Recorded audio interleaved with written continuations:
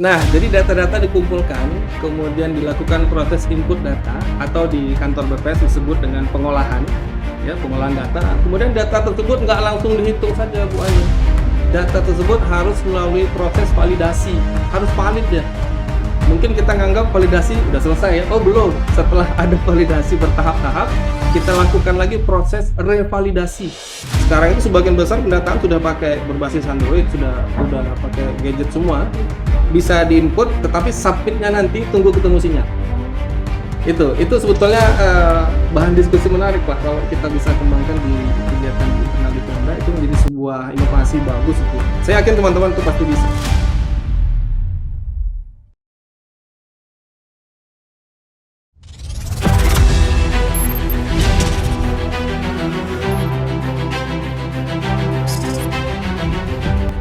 Halo Sobat Kominfo, kembali bersama saya Hani SK Saragi dalam podcast Energi Baru Anambas Maju.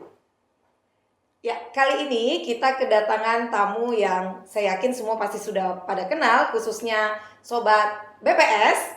Siapa lagi kalau bukan Kepala BPS Kabupaten Kepulauan Anambas, Bapak Adi. Selamat datang Bapak di podcast Energi Baru Anambas Maju. Ya, kali ini kami juga tidak sendiri. Kita ditemani dengan Kadis Diskominfotik, ada Bapak Abdul Kadir. Selamat datang Bapak. Ya, dan Pak Kadis kami tidak sendiri, tetapi ditemani dengan Kabid satu-satunya yang paling ganteng di Diskominfotik. Siapa lagi kalau bukan Pak Ronald, Kabid Igov. Bidang Igov ya Pak ya? Bidang IGOV. Ya, di bidang Igov. Penyelenggaraan e-government. Oh ya, bidang penyelenggaraan e-government. Jadi buat Sobat Kominfo mungkin bertanya-tanya, apa sih penyelenggaraan e-government? Nanti kita tanya langsung. Ya, gimana kabarnya Bapak-bapak sekalian? Alhamdulillah sehat. Syukurlah. Ini dalam podcast atau dalam diskusi kita kali ini Pak, boleh sedikit dijelaskan Pak, statistik itu apa sih sebenarnya gitu. Jadi biar teman-teman Sobat Kominfo di rumah bisa lebih mudah dalam memahaminya Pak. Silakan Pak Adi. Ya, terima kasih Kak Hani. Sobat Kominfo dan Sobat Data dimanapun berada. Saya pada kesempatan ini berterima kasih sekali diberikan kesempatan untuk memberikan sedikit pencerahan kepada kita semuanya, khususnya masyarakat di Kabupaten Kepulauan Anambas, bagaimana BPS menjalankan tugas dan tanggung jawabnya sehari-hari. Teman-teman, BPS itu menyelenggarakan kegiatan perstatistikan di daerah berdasarkan Undang-Undang Nomor 16 Tahun 97 tentang statistik, di mana statistik ini sendiri kalau kita uraikan memiliki dua pemahaman. Yang pertama adalah terkait dengan disiplin ilmu, yang kedua adalah statistik sebagai sebuah angka yang menerangkan terhadap suatu populasi atau keseluruhan penduduk di suatu wilayah. Nah, jadi kami selalu mengumpulkan data baik pada kegiatan survei maupun sensus yang ujungnya itu nanti adalah menggambarkan kondisi di suatu daerah dengan angka-angka yang diperoleh bisa melalui sampel maupun yang diperoleh secara keseluruhan penduduk atau populasi. Oke. Berarti tadi Bapak ada mention sedikit nih Pak. Ada sensus, ada survei, kemudian ada data, kemudian menjadi angka. Nah, bisa dijelaskan Pak lebih detail tadi. Yang sensus itu apa, survei itu apa, kemudian data menjadi angka itu gimana cara pengolahannya Pak? Iya, terima kasih. Tidak setiap tahun BPS itu menyelenggarakan pengumpulan data untuk keseluruhan penduduk atau rumah tangga. Kenapa? Karena biayanya pasti akan sangat besar sekali dan waktunya juga akan lama, energi kita juga akan habis. Untuk itu ada ilmu statistik yang kita gunakan di dalam sampling atau pengambilan sampel yang kita lakukan wawancara sehingga sampel tadi itu bisa menjelaskan keseluruhan dari sebuah populasi atau satu kabupaten, penduduk dalam satu kabupaten. Nah, kegiatan-kegiatan di BPS itu sebagian besarnya berasal dari kegiatan survei. Artinya, tidak semua penduduk atau tidak semua kakak, tidak semua rumah tangga yang kita wawancara, tapi yang terpilih. Siapa yang memilih? Sistem. Nah, jadi bukan manusia lagi yang milih, udah sistem berdasarkan karakteristik yang ada di dalamnya, itu terpilih untuk diwawancarai. Nah, kami berharap setiap petugas BPS yang datang melakukan proses wawancara, itu responden atau rumah tangga atau masyarakat yang kedatangan petugas BPS itu memberikan jawaban sesuai kondisi apa adanya di lapangan. Nah, itu penting. Kenapa? Data dari rumah tangga tadi, dari masyarakat tadi, itu akan dikumpulkan, akan diolah melalui ilmu statistik, itu bisa menggambarkan kondisi suatu wilayah. Nah, itu kelebihan keunggulan dari sistem sampling yang menghasilkan statistik. Kalau sensus, itu seluruhnya di data, menghasilkan angka menjadi parameter dia. Oke, berarti mudahnya survei itu random, Iya. kalau sensus itu wajib Wajib seluruh. seluruhnya. Oke, makanya sensus penduduk itu tidak setiap tahun dilaksanakan Iya, ya Pak ya. iya. Oke, karena memakan waktu juga ya Iya. Pak, karena memang harus semua. Iya. Oke, nah terus tadi Bapak ada bilang kita kembali ke yang tadi Bapak sampaikan dari data menjadi angka Iya. oleh teman-teman statistisi. Statistisi. Oh, iya. statistik. Agak ribet ya Pak ya? Jabat fungsional statistisi. Oke, Iya. statistisi. Ya Iya. mesti. Belibet nih Pak, udah ahlinya saya nih. Ketahuan bukan ahli statistik. Ya gimana itu Pak? Nah, jadi data-data dikumpulkan, kemudian dilakukan proses input data atau di kantor BPS disebut dengan pengolahan, ya pengolahan data. Kemudian data tersebut nggak langsung dihitung saja, Bu Ani. Data tersebut harus melalui proses validasi, harus valid ya. Mungkin kita nganggap validasi udah selesai ya. Oh belum. Setelah ada validasi bertahap-tahap, kita lakukan lagi proses revalidasi. Revalidasi sehingga data yang dihasilkan dari kegiatan di masyarakat atau oleh petugas di lapangan itu memang benar-benar valid sesuai dengan apa kondisi yang ada di masyarakat yang diberikan ke petugas. Nah, proses ini berjenjang mulai dari kabupaten kota, nanti dilakukan ke tahap berikutnya di provinsi sampai ke pusat. Sampai data satu Indonesia itu clean. Baru data itu bisa dilakukan proses pengolahan, penghitungan, sehingga muncul indikator-indikator atau statistik tadi yang menggambarkan bagaimana di daerah kita. Nah, itu contohnya. Nah, itu tadi Bapak kan bilang, saya tertarik dengan Bapak sampaikan bisa menggambarkan Iya. keadaan daerah. Iya. Nah, hari ini kan apa sih yang menjadi peran atau sumbangsi dari teman-teman Diskominfotik Iya. terhadap BPS gitu? Iya. Sinerginya itu di bagian mana itu? Oke, baik.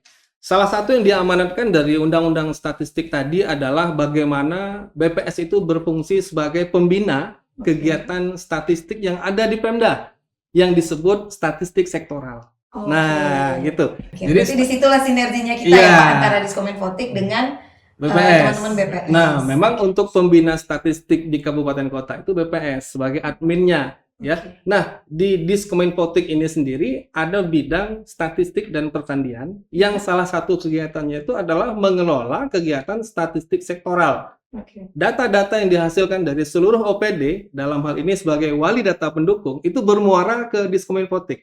Oke. Itu menjadi data yang akan digunakan oleh kepala daerah, oleh para pengambil keputusan, pengambil kebijakan terhadap data-data yang ada di OPD, bagaimana bisa bermanfaat dalam perencanaan, evaluasi, dan melaksanakan pembangunan. Nah, Baik itu dari segi kebijakan yang kebijakan, akan diambil atau iya. dibuat ya Pak ya. Ya, selain data yang dihasilkan oleh BPS yang disebut dengan statistik makro, ya, statistik makro yang dihasilkan oleh BPS tadi, kemudian statistik sektoral ini juga digunakan. Oke, berarti untuk peran dari Diskominfotik itu sendiri yaitu di statistik sektoral. Sektoral, Oke. ya. Nah, ini kan ada Pak Kabid kita nih Pak, ada Ya. Pak Kabid Ronald. Pak Kabid Ronald ini biasanya urusannya apa aja nih Pak? Jadi sesuai namanya, ini penyelenggaraan e-government, berarti penyelenggaraan pemerintah secara elektronik. Iya. Nah, elektronik yang dimaksud bahwa penyelenggaraan pemerintah daerah ini memanfaatkan TIK, teknologi informasi dan komunikasi dalam penyelenggaraannya. Nah, tujuannya apa? Agar data-data maupun layanan yang diberikan bisa bersih, efektif, efisien, dan akuntabel. Akuntabel, ya. Mungkin itu bahasa Jepang ya, jelasnya gampang ya. Nah, karena elektronik itu tadi membutuhkan infrastruktur, maka pemerintah daerah melalui Kominfo coba membangun di satu gedung, kami menamai NOC, Oh iya. Network Operating Center. Nah, di sana seluruh jaringan intranet pemerintah daerah berpusat di sana. Begitu juga dengan beberapa aplikasi yang digunakan di Pemda ditaruh di server yang kita kelola. Nah, mungkin termasuk data-data yang seperti Pak Adi jelaskan, statistik server juga mungkin berada di sana. Oke. Tadi yang Bapak bilang sektoral, apakah itu ada kaitannya dengan yang SDI atau data? Itu ada kaitannya, Pak? Ada, iya. Nah, itu di Bang Ronald ini atau di tempat yang berbeda, Pak? Nah, untuk Satu Data Indonesia ini sebetulnya kolaborasi dari semua pihak, khususnya Baik.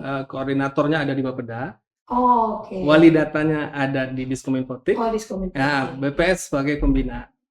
Oh, Gitu. oke. Tetap BPS dalam urusan statistik tadi Tetap. tetap pembina ya, Pak Iya. ya. Berarti nggak bisa kita ambil, Pak Kadis.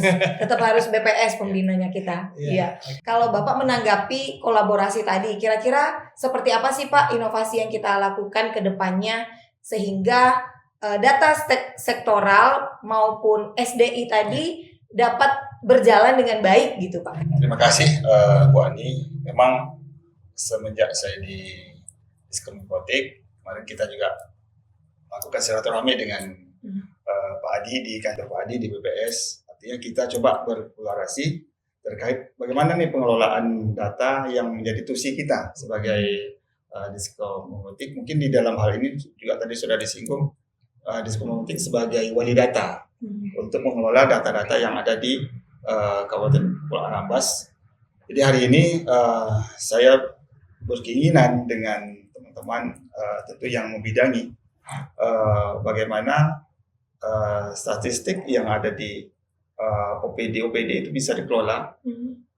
Kemudian tentu kita tidak terlepas dengan BPS sebagai pembina data, sehingga data-data yang kita kelola nanti betul-betul bisa bermanfaat dan bisa digunakan oleh pemimpin kita untuk bikin program-program untuk masyarakat. Semua data yang ada di BPS itu, data statistik dasar yang makro tadi saya sebutkan, itu ada di web BPS Anambas. Ada, itu bisa diakses secara mudah, gamblang di situ. Silahkan dipakai di web kami. Kemudian boleh disebutkan Pak? Boleh, anambascup.bps.go.id. Iya.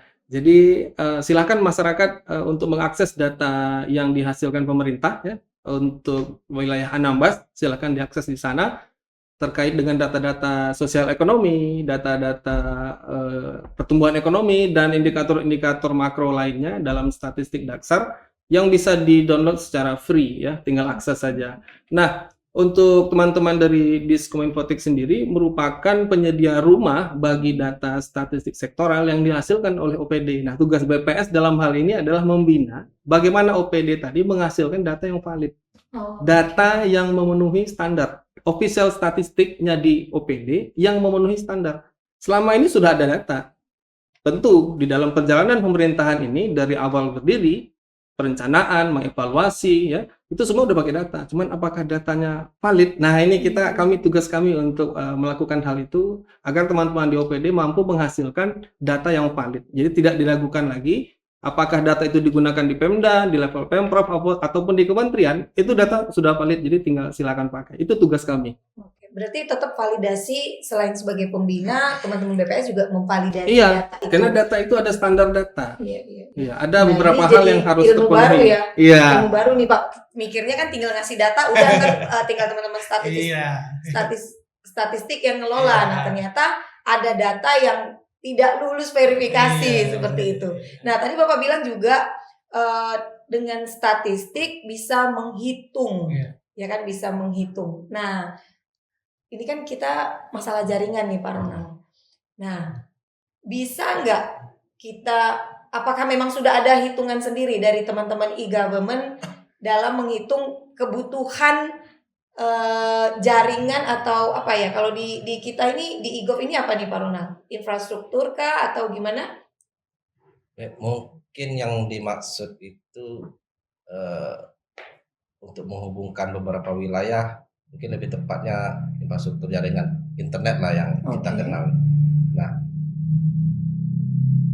internet di Kabupaten Kepulauan Anambas ini mulai mendapat angin segar itu sejak dibangunnya PSN, proyek strategis nasional, kabel laut Palaparing, backbone Palaparing Barat yang dibangun tahun 2018 kalau tidak salah, yang datang Pak Rudiantara, Iya, Menkominfo pada saat itu Ya, di Letung ya itu Pak kalau nggak salah. di Tarempa, Bu. Jadi Ibu- setiap Pak setiap Rudi, oke. Rudiantara, setiap proyek PSN kabel backbone Palaparan Barat itu mendarat di satu titik di ibu kota kabupaten di Tarempa.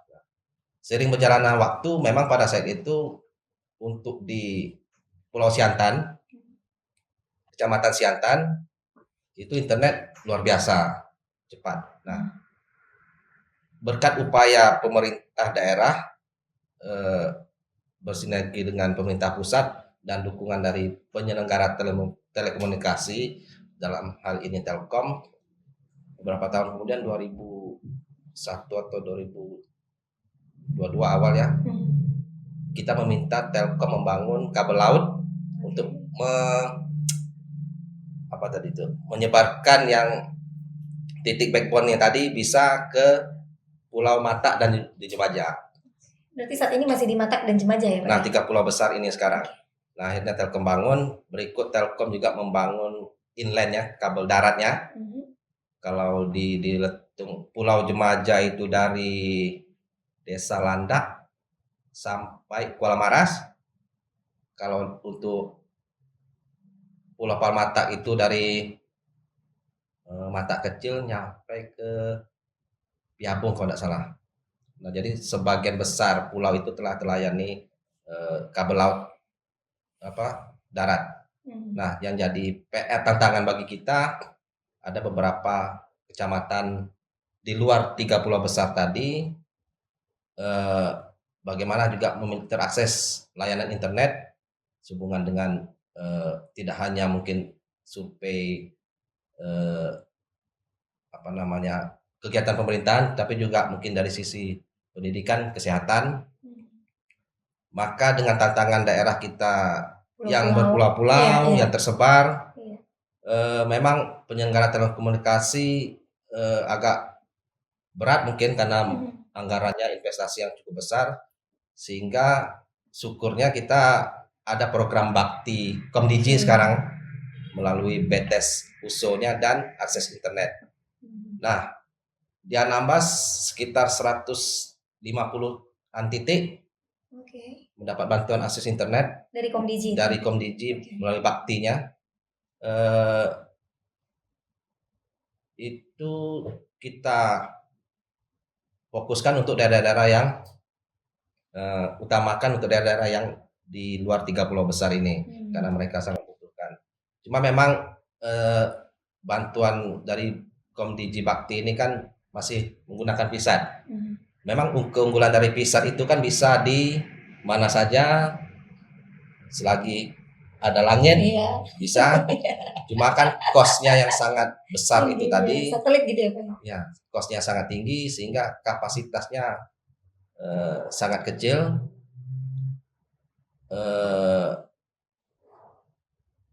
Layanan yang digunakan ke pengguna juga belum beberapa optimal. Nah, untuk itu kami terus berupaya dengan adanya satelit Satria yang diluncurkan beberapa waktu lalu itu, mungkin ada migrasi ke Satria sehingga mungkin kami harapkan kapasitas yang layanan yang diberikan bisa meningkat. Nah, terkait dengan akses internet juga program BTS untuk seluler itu yang dari Kominfo itu ada sekitar 29 kalau tidak salah titik. 29 titik. Kalau yang tadi itu 150 titik ya? Untuk akses internetnya, kalau untuk BTS-nya ada lebih 29.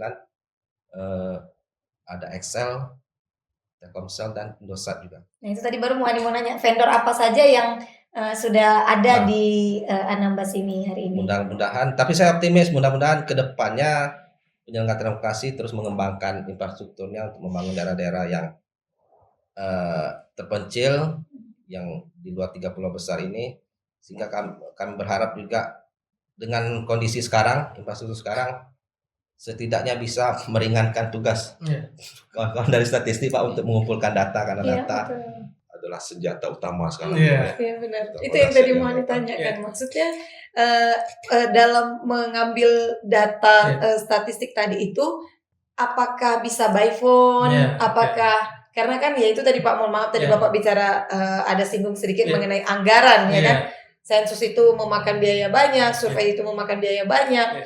Nah, apakah diakui gitu ketika kita mensurvei katakanlah teman-teman yang di Kiabu, kalau Iya. Anambas ini kan pulau-pulau ya Pak Kadis ya. Iya, betul. Jadi mungkin teman-teman yang di Kiabu cuaca lagi buruk, Iya. tahu sendiri kita Iya. di Anambas ada 4 musim kan. Ya, ada musim semi, musim gugur, ada musim salju. Iya. Ini kita sedang lagi musim windy kan, Iya. berangin gitu kan. Iya. Jadi itu apakah peran dari teman-teman yang berhubungan kaitannya tadi dibilang sama Pak Ronald, jaringan internet itu bisa dimanfaatkan oleh Iya. teman-teman BPS dalam melakukan sensus atau survei tadi itu? Iya, terima kasih Bu Ani. Ini keren ini pertanyaannya, tapi kita bukan flashback ke belakang ya.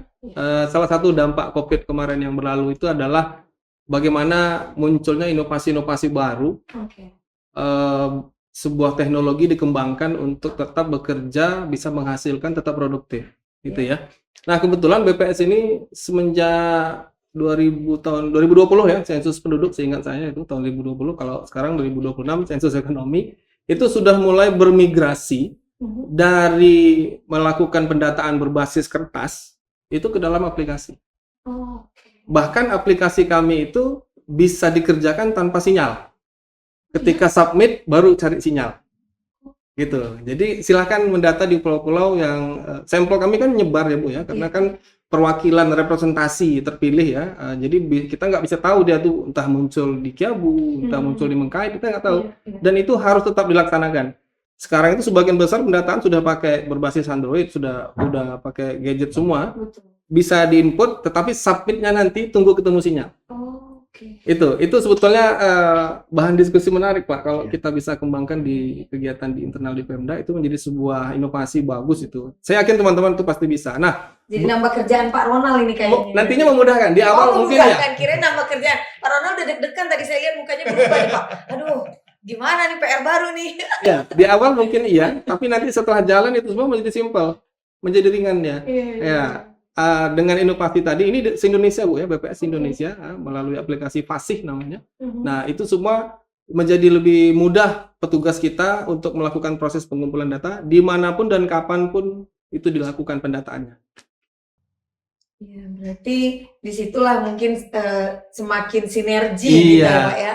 Kolaborasi. Mungkin selama ini kolaborasinya hanya dipikirnya cuma bagian statistik ya Pak Kadis. Ternyata peran dari IGOV pun juga ke depannya, apalagi Bisa. kalau memang sistem Fasih ya tadi Pak. Fasih. Fasih. Fasih. FASIH. Fasih. Oh, Fasih. Nah, kalau memang itu sudah dilaksanakan atau Sudah lama dipakai. Oh, sudah lama. lama. Oke. Cuman mungkin kita belum begitu familiar ya. Hanya untuk survei besar seperti Susnas namanya, Survei Sosial Ekonomi Nasional. Itu karena ada banyak pertanyaan, jadi belum bisa dihimpun ke dalam aplikasi, terlalu berat. Nah, tapi kalau di luar itu udah bisa kita gunakan. Berarti misalnya nih Pak, kayak contoh di bidang IKP di Diskominfotik itu kan kami misalnya mau melakukan survei indeks kepuasan masyarakat terhadap layanan di Diskominfotik. Itu bisa kami itu kan link ya, ngirimin link biasanya ya. Iya benar Pak, benar. Link itu bisa diakses tanpa sinyal, tanpa data. Oke. Nah, tapi ketika mau submit, dia harus ketemu data dulu. Kan gampang tuh bisa bergeser kemana atau ketika perjalanan kemana baru submit. Tapi ketika menginput datanya tadi, dia bisa tanpa data, tanpa sinyal. Itu kelebihannya. Jadi tidak ada alasan, nggak selesai itu nggak ada alasan. Kecuali betul-betul post mayor ya. Karena kerja di BPS ini ada kerangka waktu yang harus menjadi acuan, tidak boleh dilewati. Contoh, sebuah kegiatan seperti kayak sensus ekonomi ini nanti di Mei, Juni, Juli, itu harus selesai di situ.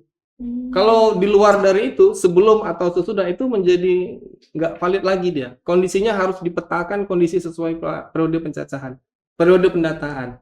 Nah, jadi kalau misalkan 2 minggu harus selesai, maka nggak mungkin kan kita harus pakai dokumen dan sebagainya. Itu petugas kita yang ada di pulau-pulau itu keterjangkauannya mudah, mendata pakai begitu, ketemu ada sinyal, dia tinggal submit, terkirim datanya. Tapi ketika menghimpun datanya nggak apa-apa, nggak pakai data nggak apa-apa.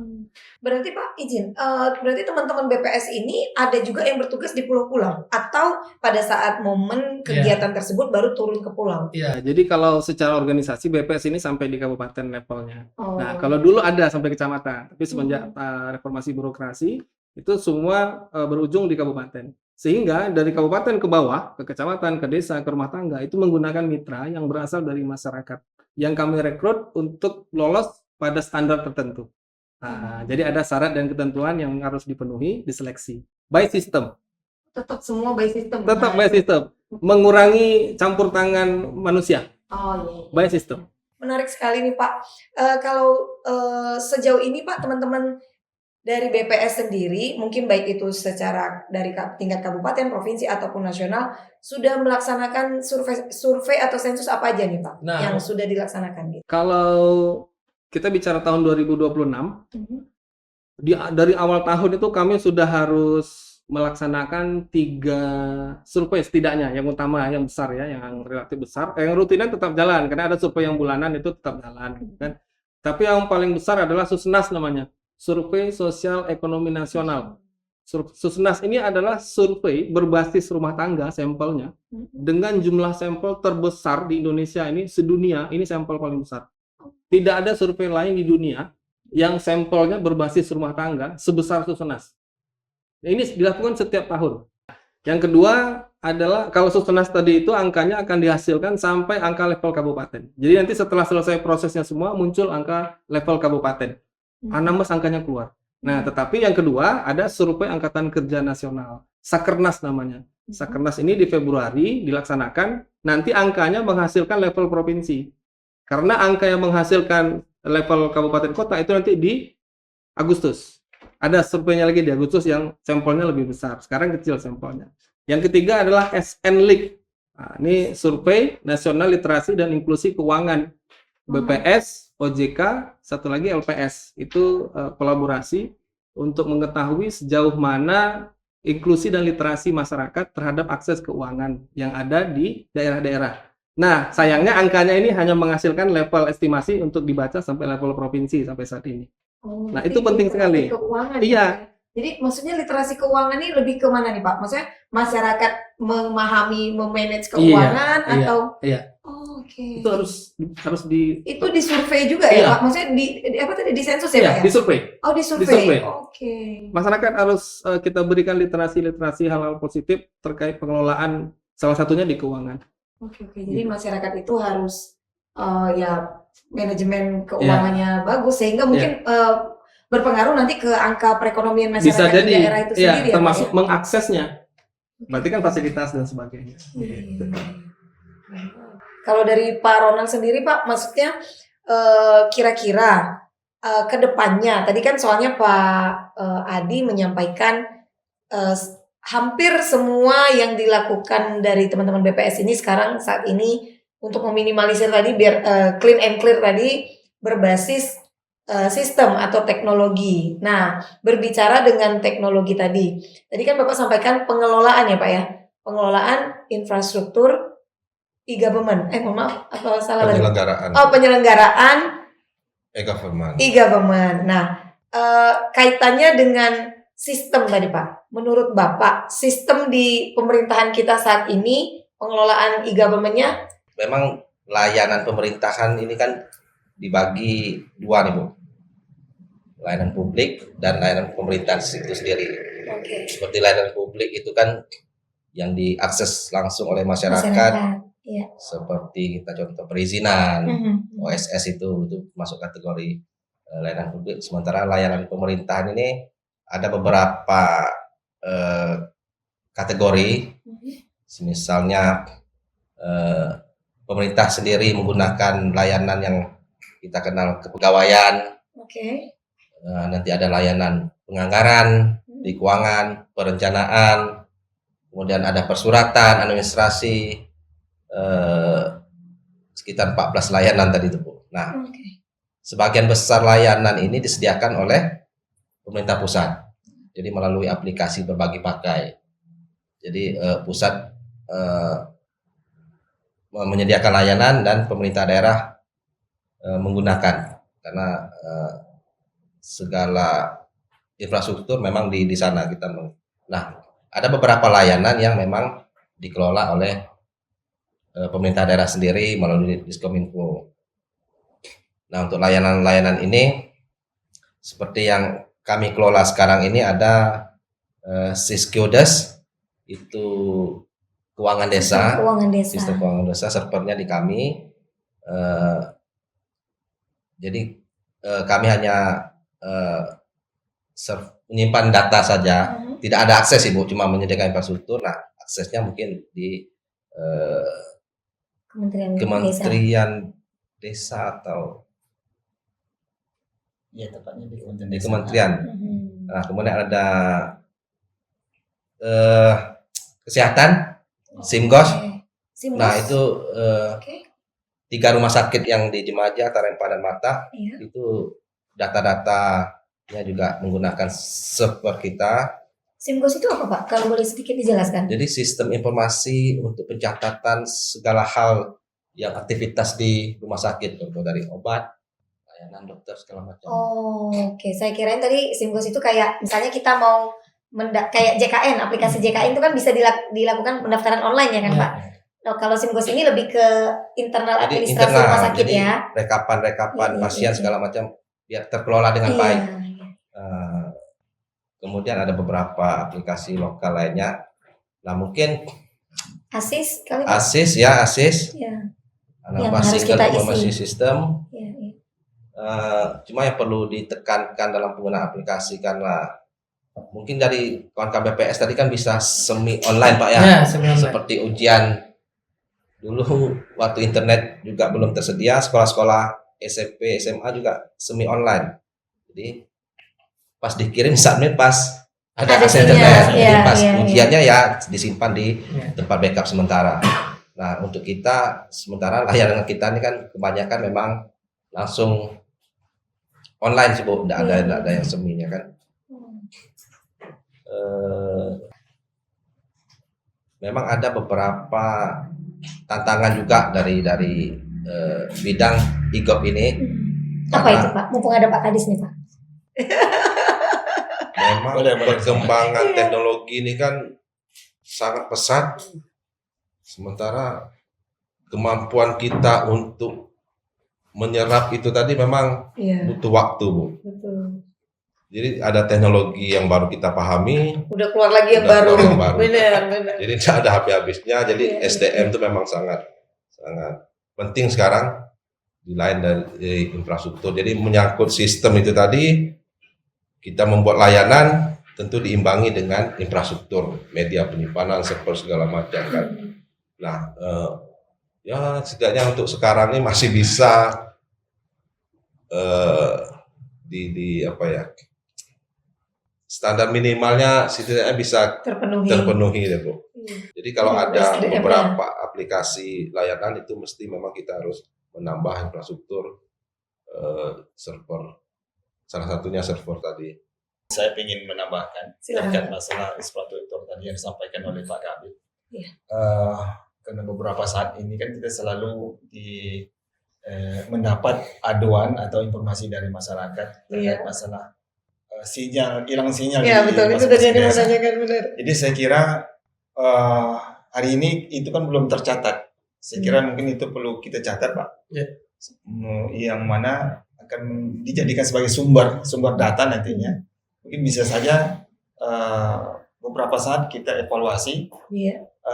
Karena contoh seperti yang di Kiabu, Tower Kiabu itu kemarin sudah lebih kurang 4 Berbulan-bulan. Iya, iya. bulan tidak hidup. Kemudian kita berupaya untuk bagaimana mencari atau menghubungkan dengan Bakti sebagai penyedia apa ya, sehingga yang kerusakan itu dapat teratasi, sehingga masyarakat yang ada di desa-desa bisa menikmati fasilitas tersebut. Itu saya kira perlu untuk dicatat dan itu salah satu. Dan ini kita juga dapat informasi berikutnya, seperti di Desa Munjan itu sudah tidak aktif. Kemudian baru-baru ini di Kusik di Kecamatan Jemaja Barat. Di Jemaja Barat itu Pak, memang satu-satunya di Kusik itu. Ketika sinyal di situ hilang, maka satu kecamatan itu tidak bisa berkomunikasi. Saya kira mungkin itu akan menjadi sumber data yang nanti akan kita jadikan sebagai bahan evaluasi. Kira-kira program apa yang harus kita buat untuk ke depan. Berarti Sehingga- inovasi ya Pak ya? Iya, sehingga persoalan-persoalan sinyal yang ada di anak ini, ya, ketika ada trouble, terus langsung bisa teratasi dengan cepat. Ya, kira-kira itu bisa nggak Pak? Maksudnya seperti tadi yang kan cukup menarik nih inovasi yang ingin dikembangkan oleh Pak Kadis, bahwasanya kami bisa menghitung atau mendata titik-titik yang mungkin yang sering mengalami gangguan atau trouble, kemudian kebutuhan dari masyarakat itu sendiri. Nah itu kira-kira bisa nggak Pak distatistikkan? Bisa, kami selaku pembina data statistik sektoral sangat siap untuk membantu jika Diskominfotik menginginkan kegiatan tersebut dengan kami bantu data awal melalui kegiatan potensi desa namanya. Di BPS itu ada PODES, potensi desa, data itu isinya. Salah satunya terkait kondisi sinyal di desa. Sudah ada datanya, jadi tinggal kita tabulasikan saja. Konsepnya seperti apa, kita duduk bareng, kita bisa bikin kegiatan statistik sektoral menjadi data valid di Diskominfotik. Nah, sebetulnya memang kami berharap ya dengan potensi di BPS Anambas yang kami miliki, banyak anak-anak muda di sana yang punya brilian lah kalau menurut hemat kami, itu bisa Gen Z ya Pak ya? Gen Z, ya itu Kreativitasnya. bisa kita optimalkan untuk mencari solusi Pak atas berbagai keinginan yang mungkin mau kita wujudkan. Ya siapa tahu dengan diskusi-diskusi tadi, dengan inovasi-inovasi tadi itu membantu daerah. Ya, sekarang kan eranya inovasi gitu kan. Benar. Izin Bu Hani bahwasanya kami ini Satker BPS Anambas peraih predikat BBK untuk tahun Luar 2025 biasa. dari Kemenparekraf B ya. Iya, Dari iya, Kemenparekraf iya. B ya. Tapi BPS memang selalu nggak ada lawan sih Pak. PPID kan kita Iya, saingan iya. nih berdua nih. Beda Kalau kategori. PPID, Iya. untung aja nih Pak, antara Pemda dengan instansi vertikal itu beda gitu. Beda Kalau nggak kategorinya. kita nggak dapet Pak, disabet semua sama BPS. Nah, salah satu yang dinilai di dalam penilaian tersebut adalah inovasi. Iya, Nah, iya. bagaimana inovasi yang dilakukan kalau di OPD mungkin ya, kalau kami di Satker gitu kan, memudahkan user atau publik mengakses data atau mengakses kebutuhan yang ada di OPD secara mudah, murah, cepat. Nah, kayak gitulah konsep-konsep inovasi. Nah, kami memang mengembangkan beberapa inovasi yang berdampak signifikan. Jadi di dalam capaian kinerja kami itu memang dongkraknya bukan 1-2%, Pak, 50% kenaikannya itu.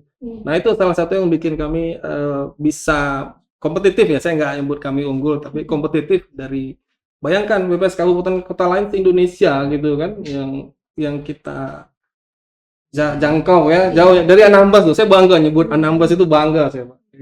Bukan kecewa, enggak bangga. Saya bilang karena kita kompetitif. Kita bersaing selevel dengan Jakarta Utara dalam hal ini.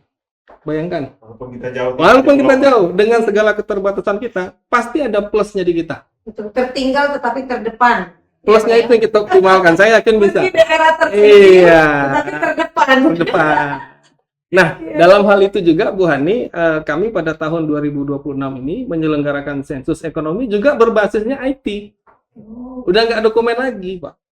Nah, kami terima kasih diundang di acara podcast ini untuk sekaligus memberikan sosialisasi ke berbagai pihak, masyarakat, pemerintah, dan berbagai stakeholder bahwasannya nanti petugas kami itu melakukan pendataan sensus ekonomi karena sensus berarti semua masyarakat, semua bangunan, semua rumah, semua kantor, sensus kan. Nah, itu udah memakai gawainya dari HP. Mendatanya dari situ udah. Jadi tinggal terhubung ke server, validasi, revalidasi, clean, kirim. Itu diharapkan lebih cepat. Kalau tidak melakukan hal itu, maka Indonesia dalam penyelenggaraan statistik atau sensusnya kita akan ketinggalan. Jadi kita harus berubah dari yang paper tadi menjadi paperless. Kira-kira ini kan di era digital ini kan Pak, orang kan serba takut ya Pak ya, takut penipuan, scam, hack dan lain sebagainya gitu. Nah, kira-kira gimana itu Pak? Ya mungkin bisa kita kategorikan tips dari teman-teman BPS menghadapi atau meningkatkan kepercayaan masyarakat. Oke, saya mau klik ini gitu. Karena jujur saya secara pribadi pun terkadang Ragu juga ya. iya ragu ini bener nggak, official nggak, karena kan ya mungkin kita tahu sekarang ya semua nomor bisa dihack, apa ya kayak deepfake itu juga sudah sering terjadi saat ini gitu. Itu gimana itu? Ya, jadi yang harus sama-sama kita pahami adalah bahwasanya sampai dengan saat ini BPS itu belum bisa mengambil data melalui sedot data, Pak. Oh. Belum bisa. Jadi karena belum bisa sedot data, BPS itu melakukan wawancara. ke rumah-rumah, ke targetnya. Nah, yang paling harus dipahami oleh masyarakat yang menerima petugas BPS, pastikan surat tugasnya dibawa. Itu udah sah itu. Jadi kalau ada petugas datang ke rumah kita, kalau dia menggunakan surat tugas dari BPS, sah ya, ada nomor, ada cap, ada tanda tangan di dalamnya, tugasnya ngapain, berapa lama, siapa dia, itu adalah petugas sah yang mewakili pemerintah untuk datang ke rumah tangga untuk mengambil beberapa data. Datanya tidak diekspos, yang kami ambil itu isinya. Kenapa ada ID diminta? Itu adalah untuk agar terjaga kode uniknya, jadi tidak bercampur dengan data yang lain. Oh, berarti semacam kode unik pakai barcode gitu, Pak? Jadi nanti di dalamnya tuh kan kayak Bu Hani itu nanti diminta NIK di dalamnya misalkan. Nah, NIK itu kan unik. Oh. Nah, jadi ketika divalidasi nggak akan data Bu Hani itu bercampur dengan data yang lain. Tapi tidak diekspos. Data individu tidak diekspos. Sampai dengan saat ini BPS itu hanya merilis data agregat atau data persentase, ya, tidak by name by address itu tidak dirilis kan belum menjangkau sana. Nah, jadi setelah surat tugas, kemudian ada name tag tanda pengenal, kemudian di balik surat tugasnya petugas tadi itu ada cap dari ketua RT untuk mengesahkan bahwasannya dia resmi bertugas di situ dan sudah lapor dengan ketua RT. Sah. Jadi mohon tolong diterima jika nanti ada petugas BPS datang ke rumah tangga, ke rumah Bapak Ibu semuanya, tolong diterima petugas kami dengan kelengkapan-kelengkapan yang sudah kami sebutkan tadi, surat tugas dan tanda pengenal. Ya, nah itu Sobat Kominfo, jangan sampai nanti kalau teman-teman BPS datang langsung ditolak gitu. Oh, kami nggak kenal, kami takut, kami enggak. Pertama, teman-teman Sobat Kominfo harus mengecek apakah ada surat keterangan dari RT, kemudian ada tanda pengenalnya, kemudian ada surat tugasnya, maka dapat dipastikan mereka adalah ofisial atau resmi, petugas resmi yang menjamin data Sobat-Sobat Kominfo ada yang berada dimanapun itu aman, ya Pak ya. Nah, selanjutnya Pak Ronald, ini sedikit penasaran Hani. Tadi kita bicara sudah dapat akses dari PRB, Visat, kemudian vendor-vendor lainnya. Nah, untuk di Anambas ini ada nggak titik-titik yang memang belum sama sekali terjangkau oleh baik itu jaringan atau dari vendor kita? Kembali lagi ke kontur daerah kita yang berbukit-bukit, Iya. Jadi memang layanan-layanan telekomunikasi, akses internet memang kita fokus ke daerah pemukiman. Jadi lebih efektif karena sebagian besar aktivitas yang mereka laksanakan memang di daerah pemukiman. Jadi itu yang fokus. Sementara memang kalau kita petakan memang daerah kita ini kan 98% Iya. lautan. Lautan, betul sekali. Nah, ini ada jadi- Bapak BPS nih Pak. Jadi pertama memang kontur alam kita, penyebaran penduduk yang tersebar. Jadi kita fokuskan ke pemukiman dan jangkauan dari infrastruktur itu kan terbatas. Memang rata-rata kalau yang USO itu bisa 2-4 km, radiusnya 360 derajat. Sementara kalau BTS dari Oxel itu kan bisa sampai 8-10 kilo. Nah, jadi seperti kita contoh daerah Tarempa lah, jangan jauh-jauh. Kita ada tower yang di Pasir Merah. Ya. Itu seharusnya kan daerah Antang itu kan cuma berapa kilo? 3 kilo. Kalau datar itu kan seharusnya mengcover, tapi karena daerah kita berbukit tadi, ya, sehingga ya. di Antang mesti dibangun tower lagi. Ya, jadi jangan kaget dengan 2% dari tadi ya, tapi towernya kok banyak.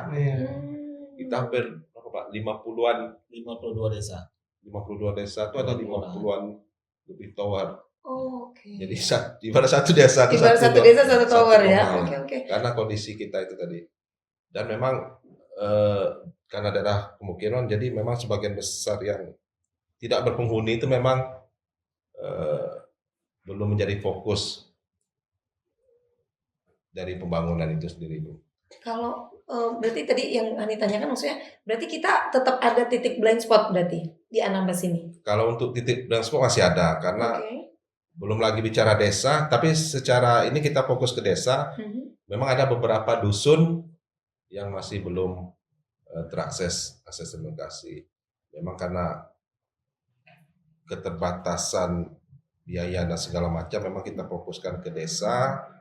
Mungkin kedepannya baru perlahan tapi pasti kita juga bisa, mudah-mudahan bisa Nanti Pak Kadis. menyentuh ke PR Pak Kadis itu. daerah-daerah Blind yang- spotnya. Ada apa aja tadi Pak blind spotnya? itu di beberapa dusun di Kecamatan Siantan Timur ada, Siantan Timur, Siantan Utara ada, Siantan Utara, Kita sadar. Kuta Siantan ada. Kuta Siantan ada. Kayaknya kalau Siantan Selatan ini Ada 5 ya? Dua lagi sekitar berarti 5 Pak. atau 7 lagi lah. Oh 57. Nah itu Pak Kadis. Iya. PR kita berarti di kedepannya melalui tadi yang inovasi-inovasi yang Pak Kadis sampaikan itu menjadi PR kita Ya. berarti ya Pak ya. Karena kalau blind spot itu emang bener-bener blind banget Pak. Oh blind banget, berarti bener-bener blind ya Pak. Ya. Kirain masih ada samar-samar abu-abu, enggak ya? Bener-bener gelap. Memang kacamata hitam. Kacamata hitam dia. Terus saya menyambung lagi yang disampaikan oleh Pak Ronald. Oke, yang blind spot tadi ya Pak? Yang Ya. blind spot tadi. Memang kalau kita melihat desa Pak, Ya. memang rata-rata desa sudah dapat sinyal. Ya. Paling-paling mungkin seperti yang di Kiabu, mungkin ada gangguan-gangguan seperti itu. Atau macam di Jemaja Barat ada gangguan. Tapi pada prinsipnya di sana sudah dapat. Kalaupun yang tidak dapat yang disampaikan oleh Pak Ronald tadi itu memang pemukiman yang jumlah rumahnya itu 2 buah rumah, Ya, 3 buah sedikit. rumah. Dan itu pun karena saya pernah posisi di Siantan Siantan Timur, Iya. artinya sudah merasakan Pak, sudah merasakan dan mengalami dapat di lokasi itu. Tapi kita harus menyeberang Pak. Ya. Ada yang kita harus ke gunung Ya. atau mungkin kita harus ke ujung Tanjung gitu Iya. Pak. Padahal udah nggak GSM lagi kan Pak HP-nya. Iya. Itu yang 4G sekarang ini. Iya. Nah, jadi itu memang kondisinya ya kita memaklumi Pak. Kondisi kontur daerah kita Anambas ini berbukit-bukit. Iya. Padahal Tarempak dan Antang kan tak jauh Nggak Pak. jauh. Tapi oleh karena bukitnya tinggi, Tinggi. masyarakat posisi di bawah tidak dapat. Lewat ya kan? Ya, apalagi seperti yang di Nyamuk sana kan. Towernya jauh-jauh, Jauh. tapi kalau seandainya dia posisi datar, itu dipastikan dapat sinyal. Jadi mungkin itu PR kita bersama. Kalau yang saya sampaikan tadi, mungkin itu menjadi data yang mesti harus kita kumpulkan Pak, Iya. untuk kita evaluasi ke depannya.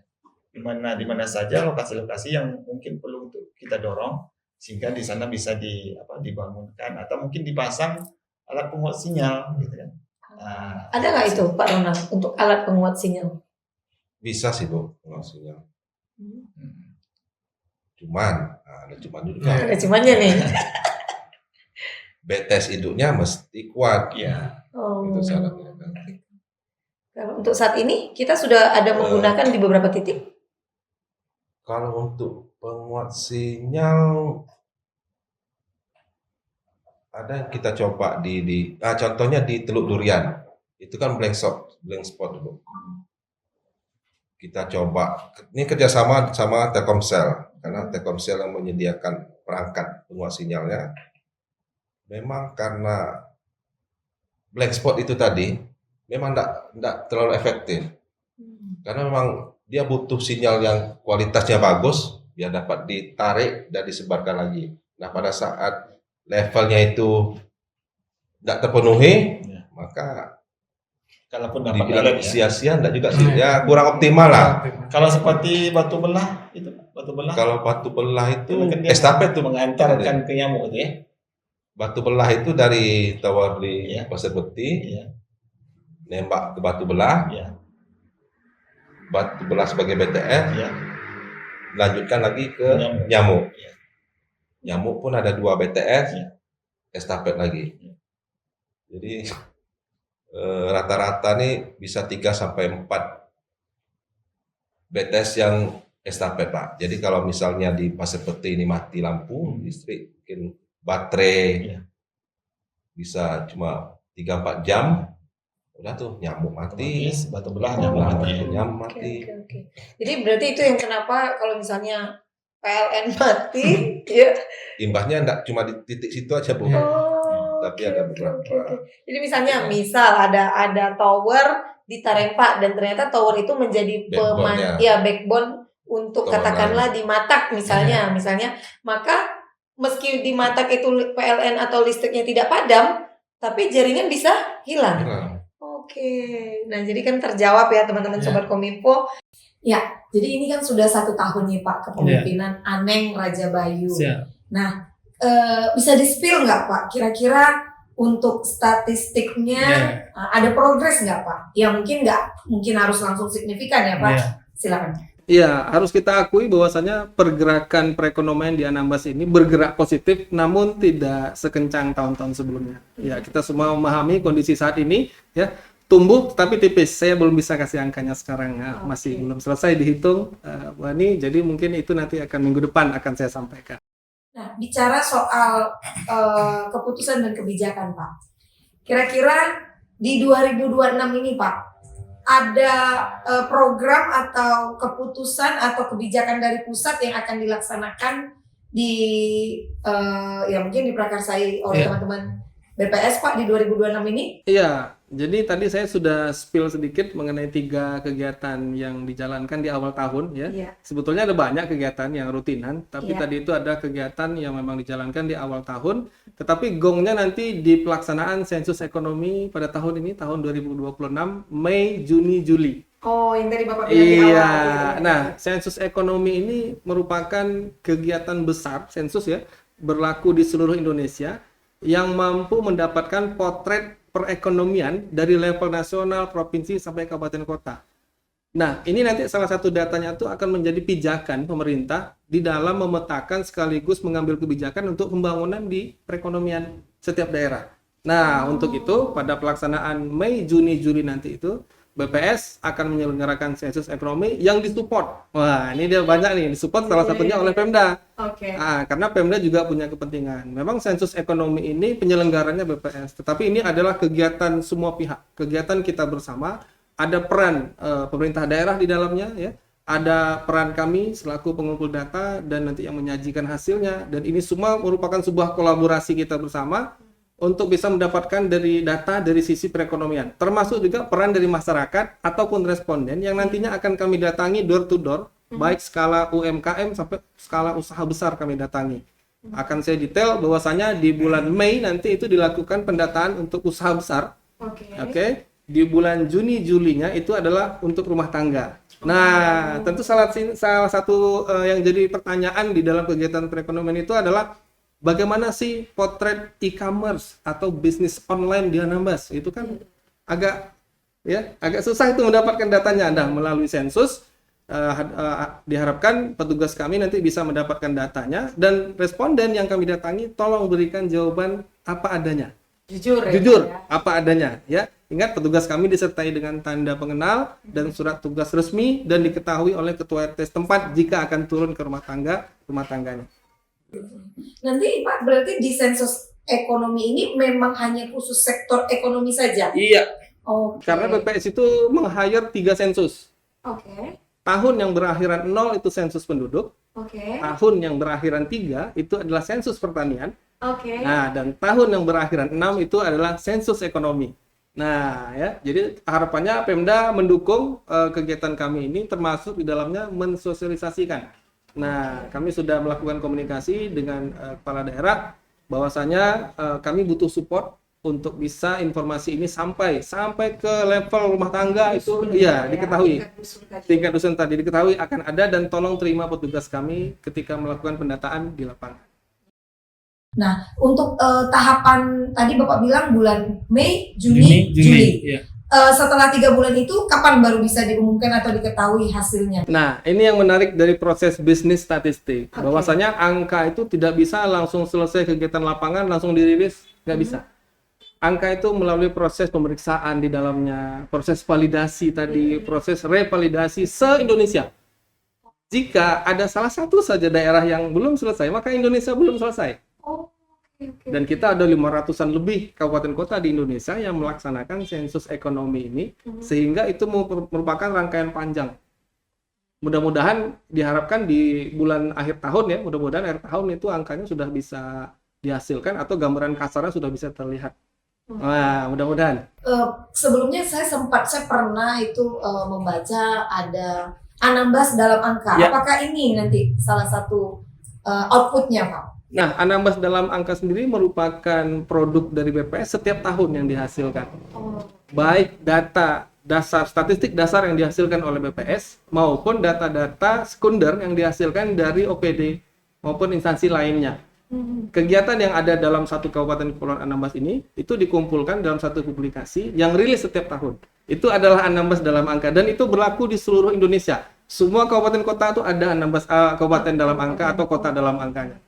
Gitu. Mudah-mudahan data-data yang kami sajikan itu bisa diakses, bisa dimanfaatkan, digunakan ya untuk pengambilan kebijakan, untuk evaluasi, untuk monitoring, itu semua bisa dari sana. Nah, saya berterima kasih sekali Pak Kadis pada kesempatan ini kegiatan sensus ekonomi ini bisa tersosialisasikan melalui podcast kita ini. Bagian dari kolaborasi, ini kami sangat apresiasi setinggi-tingginya. Kemudian nanti kami akan menyiapkan konten juga yang akan kita upload bersama-sama, tidak hanya akun BPS tapi juga akun Pemda dan yang lain. Kemudian minggu lalu kami sudah ketemu dengan Pak Wakil Bupati ya untuk menyampaikan bagaimana kegiatan sensus ekonomi ini akan kami kerjakan dan alhamdulillah ada support yang baik dari kepala daerah bagaimana kegiatan ini nanti bisa dijangkau sampai level yang terendah. Salah satunya adalah dengan pemasangan spanduk itu Pak ya, pemasangan spanduk informasi kegiatan sensus ekonomi tahun 2026 di setiap OPD Pak ya, setiap OPD kecamatan desa, diharapkan seperti itu. Nah, setidaknya dari informasi-informasi tadi itu masyarakat tahu, oh ini ada kegiatan resmi pemerintah. Ya, mohon disupport, mohon diterima kedatangan tugas kami agar data yang kita kumpulkan itu utuh, Pak. Pemerintah saya yakin pasti butuh, pemerintah daerah dalam hal ini pasti membutuhkan data yang utuh. Ya, itu hanya bisa didapat melalui sensus. Itu dia. Itu ya kelebihan dari sensus. Berarti Pak, kalau kita bicara sensus ekonomi 2026, 3 bulan ini akan dilaksanakan, apa saja yang harus disiapkan mungkin dari masyarakat itu sendiri Pak? Selain tadi Bapak bilang harus menerima, bukan harus lah, ya, maksudnya berkenan, berkenan untuk dijadikan responden dengan memberikan data yang valid gitu. Selain itu apa lagi Pak? Nah, jadi nanti semua petugas kami akan mendatangi semua pemukiman penduduk dan unit usaha yang ada. Itu yang pertama. Kalau untuk rumah tangga atau masyarakat, nanti jika tidak ada usaha di dalamnya, itu stop, selesai sampai di sana. Tetapi jika ada usaha yang dilakukan atau punya usaha di tempat lain, itu akan didalami dengan pertanyaan-pertanyaan misalkan terkait yang bekerja di usaha tersebut berapa orang, jenis apa sih yang dijual, berapa sih omset misalkan harian atau mingguan atau bulanan, nah kemudian kemana sih pemasarannya dan sebagainya. Karena dalam konteks ekonomi itu nggak bisa berdiri sendiri. Ekonomi itu akan bergerak dengan supporting dari daerah lain, ketersediaan bahan baku, tenaga kerja, skill dan sebagainya. Jadi itu akan ditanyakan untuk mendapatkan potret perekonomian terkini dari kabupaten kita. Gitu. Menarik sekali nih Pak, potret perekonomian terkini. Jadi mungkin ya siapa tahu masyarakat Kabupaten Kepulauan Anambas dengan adanya data dari yang dilakukan oleh teman-teman BPS melalui sensus ekonomi di 2026, teman-teman atau masyarakat Kabupaten Kepulauan Anambas, Sobat Kominfo dimanapun berada, jadi kepikiran, oh ternyata ada peluang bisnis A, B, C, D loh di Kabupaten Kepulauan Anambas. Nah, jadi itulah pentingnya teman-teman Sobat Kominfo dimanapun berada mendukung sensus ekonomi 2026 ini bisa berjalan dengan baik tentunya ya Pak ya. Sebelum kita tutup Pak, mungkin boleh disampaikan pesan kepada masyarakat Kabupaten Kepulauan Anambas atau mungkin ada yang ingin yang wajib diketahui oleh masyarakat untuk sebagai closing statement. Mungkin boleh dari Pak Adi terlebih dahulu. Silakan Pak. BPS Kabupaten Kepulauan Anambas senantiasa melaksanakan tugasnya dengan mengedepankan asas transparansi. Pemerintah membutuhkan data yang valid ya untuk perencanaan, monitoring dan evaluasi pembangunan. Mohon kiranya agar diterima petugas kami di lapangan dalam melaksanakan seluruh kegiatan sensus maupun survei agar kami pemerintah memiliki data yang valid yang bisa disajikan kepada para pengambil keputusan. Membangun tanpa data adalah sesuatu yang hampir mustahil. Untuk itu, mari bersama-sama kita dukung kegiatan yang ada di BPS. Dalam hal ini salah satunya adalah Sensus Ekonomi 2026 untuk mendapatkan potret perekonomian Indonesia. Ya, terima kasih. Silakan Pak Ronald. Karena menyangkut electronic government, mungkin saya ingin menyampaikan pesan bahwa teknologi adalah kunci transformasi di era modern sekarang ini, siapa yang mampu beradaptasi dengan teknologi, maka dialah yang mampu bertahan dan berkembang. Mari kita jadikan teknologi sebagai solusi, bukan sebagai tren. Izin Pak Kadis mungkin berkenan untuk closing statement di podcast kita pada hari ini. Silakan Pak Kadis. Ya, terima kasih Bu Hani dengan momen podcast kita pada sore hari ini. Apalagi tadi juga sudah sampaikan oleh Pak Adi dari BPS. Mari kita dukung program BPS untuk melakukan sensus ekonomi tahun 2026. Semoga Dinas Diskominfotik dan BPS bisa berkolaborasi dan mensukseskan sensus ekonomi 2026. Mungkin itu saja. Ya. Terima kasih. Assalamualaikum warahmatullahi wabarakatuh. Sampai jumpa di Sensus Ekonomi 2026. Jangan ekonomi Indonesia.